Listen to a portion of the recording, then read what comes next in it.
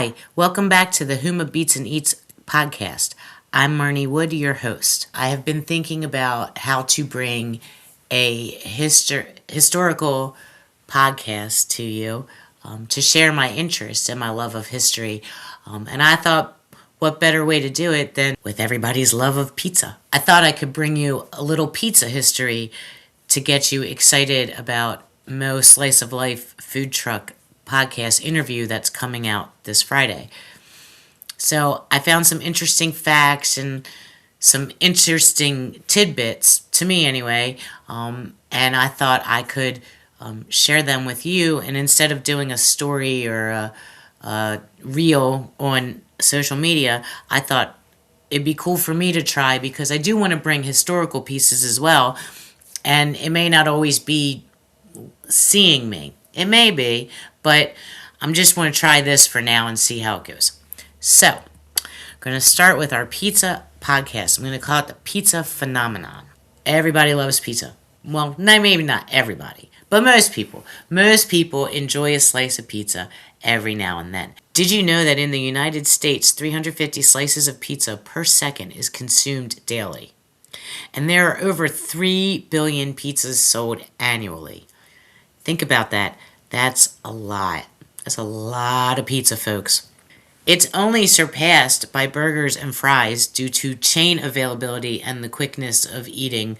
If you're stopping during lunch or whatever, it's made quick and you eat and you go. So how did the pizza phenomenon start? How did it grow into something so huge?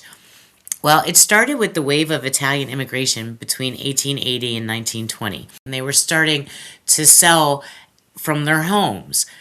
The first licensed pizzeria was in New York. It was G. Lombardi's, which I think is interesting, because that's probably, if you think about pizza, that's probably the first style you think of. You think of New York, and then you think of Chicago, and then you think, like, I was surprised to see that Maryland actually had a style. Like, I had no idea. I thought it was just New York and Chicago and Italy. But no, I was wrong. But we'll get more into that later. The restaurant, Lombardi's, that's where the innovation to start selling slices happened. And that led to more accessibility for workers to just grab a slice, as opposed to having to order a whole pizza and waiting for it to be done. And this was much faster. And then pizza got another boost with returning soldiers from World War II. They were returning from Italy with a developed taste for pizza. After that, an economic boom led to different styles being developed. Not just New York, Chicago, Maryland, and California. Now, the Maryland style is way different. New York, we all know the thin crust and the sauce and the cheese. And I remember as a kid, I was talking to people about the bagels, how everybody goes on and on about bagels and how good they are from New York. And I was told it has something to do with the water. That may be the case with the pizza dough, and the pizza being so tasty, the dough being so tasty. It has to do with New York water. I don't know. There's the Chicago style, which is the deep dish. I like that once in a while, but I've kind of gotten away from the really thick, deep crust, so I haven't really had one in a while. But I have enjoyed a Chicago-style pizza. And of course, everybody knows the California pizza, with all of their different toppings and different ways of creating the crusts and stuff like that. So California does have a lot to offer. So we're going to talk about Maryland style and the effects on Harford County. The Maryland style is like that Lido pizza. It's rectangular shape, flaky pastry-like crust, a little bit of a sweet sauce, and smoked provolone or Swiss cheese. The origin of the Maryland-style pizza came from Adelphi, Maryland in 1955. That's where the original Lido restaurant started, not related to the franchise. They used readily available square pans because circular pans were new, so it was just easier to use what they had available, and that way they didn't have to spend additional money. Due to the location, Lido Pizza grew into a major chain, popular with University of Maryland community. Harford County boasts dozens of pizzerias and chains.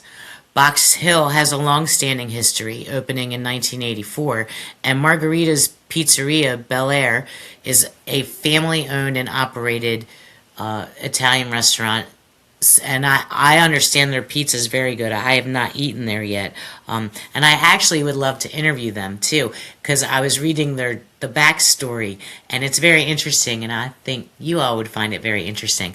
So maybe they will. Maybe we'll reach out.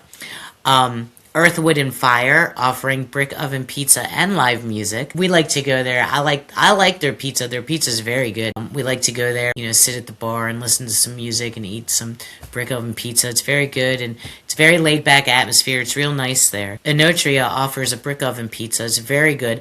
I even know the person who built the brick oven. It's very talented if you need any mason work. But their pizza is very good. Tutto Fresco has very good pizza. They always use fresh ingredients, and it's always homemade. So their pizza is very good. Bon Tempo Brothers always looks busy on a Friday night. I have not eaten there either, their pizza, so I cannot testify, but I've heard it's good, and I understand that the people really do like the pizza there. And it is. Every time I go by there on a Friday night, it's pretty packed. There's Pizza John's, which is often declared as the best pizza. That I've never had either. I've never had Pizza John's. That is often declared as the best pizza, but I don't really know. But to name just a few, the list could go on and on and on. My love of pizza, I love pizza. I've always loved pizza since a little kid. And I remember as a kid, I was allergic to milk. So my mom watched me very carefully, but I, of course, snuck lots of cheese and milk and any chance I got. I wound up building a tolerance, so I'm no longer allergic to milk. So I am able to enjoy pizza on a regular basis, which I do. Sometimes Brian and I will make pizzas on every Friday night, it seems sometimes. We usually have pizza at least once a week, I would say. So my favorite toppings on pizza, I love a ground beef and banana pepper pizza. That is my most favorite pizza. But I enjoy everything. I like all kinds of toppings. I'm not a big fan of chicken on pizza. I'm not a big fan of pineapple on pizza. I know a lot of people do like pineapple, but I'm not a big fan of pineapple on pizza. Anchovies I don't really care for either. I've tried them. I'm not going to tell you what I thought they taste like because it's kind of crude, but if you catch me in person, you could ask me. I'll tell you what I thought an anchovy pizza tasted like. I did taste it one time, and that was enough for me. And then but I really do. I do like most other toppings. I don't shy away. A good combination: pepperoni, green pepper, and black olive. That's a good combination. Canadian bacon and mushrooms, very good. Mushroom and onions, always good. Oh, I like the quattro formaggio, I think it's called. I know that's 4 cheese, but there's another one where they'll put the vegetables on too. It's like artichoke, black olive, red pepper, and some kind of meat like pepperoni or whatever other meat they might, some fancier meat, whatever. So, but those are, it's really good. It's always good to try. I don't mind a white pizza every once in a while. Not really my favorite. I don't really order them. I did happen to, not realizing it, or maybe I did realize it, I don't know. We went to Dogfish in Delaware. We stopped on our way to Rehoboth, and we ate, and they had it was a shaved Brussels sprout, honey, something else. I think it had bacon on it. I'm pretty sure it did. Bacon and the pizza. It was a white pizza, though. It was delicious. It was better than I thought it was going to be. So, it's good to, get what you like, try what you like. You can't really go wrong with too much.